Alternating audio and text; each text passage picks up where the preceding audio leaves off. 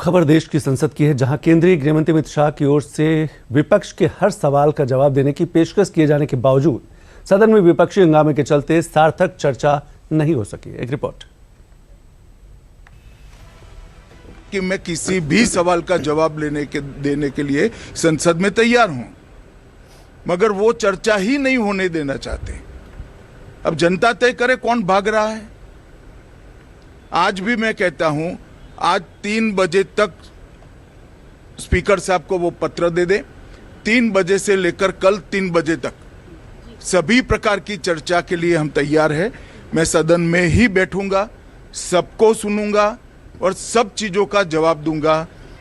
बुधवार को देश की संसद का मॉनसून सत्र अपनी आखिरी मुकाम पर पहुंचने से महज एक कदम दूर खड़ा था। बीते 3 हफ्तों की सदन की कार्यवाही का वक्त पहले ही हंगामे में धुल चुका था। ऐसे में गृह मंत्री अमित शाह के इस बयान के बाद सदन में सार्थक चर्चा की उम्मीदों का सूरज जगा ही था कि नेता विपक्ष राहुल गांधी ने अपने इस बयान के जरिए समूचे विपक्ष की मंशा को जाहिर कर दिया।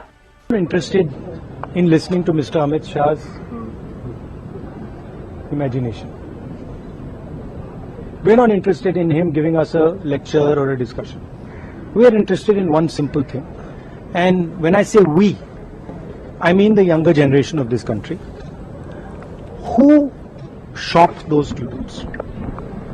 संसद के मॉनसून सत्र के पहले ही दिन से विपक्ष नीट पेपर लीक समेत तमाम मुद्दों पर गृहमंत्री अमित शाह के बयान की मांग कर रहा था, लेकिन गृहमंत्री अमित शाह की ओर से सामने से चर्चा की पेशकश किए जाने के बावजूद सदन के अंदर और बाहर का माहौल हंगामेदार ही रहा और सदन में चर्चा का आगाज नहीं हो सका, जिसके बाद गृहमंत्री ने लोकसभा स्पीकर ओम बिरला को सदन में चर्चा कराने के लिए लेटर भी लिखा। This letter is written by the Honorable Home Minister because after I have made my formal remarks on the floor of the House and giving our concurrence, government's willingness to discuss on the matter of NEET exam paper leakage.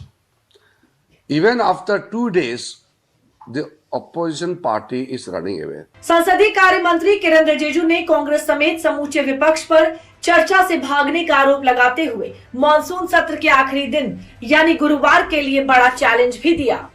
Congress क्यों डर गए, क्यों भाग गए, वो कांग्रेस से पूछिए, मगर मैं इतना कहूंगा कि कांग्रेस इतना कमजोर हो जाएंगे ये मैंने कभी सोचा नहीं था। हम तो कह रहे हैं कि कल सुबह भी 11 बजे कांग्रेस बोल दे कि हम तैयार है चर्चा के लिए, हम समय बढ़ा देंगे, चर्चा के लिए हम तैयार है।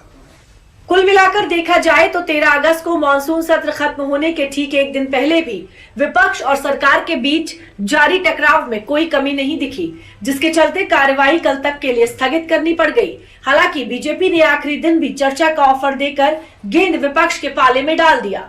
ऐसे में अब सबकी निगाहें मॉनसून सत्र के आखिरी दिन की कार्रवाई पर रहेंगी।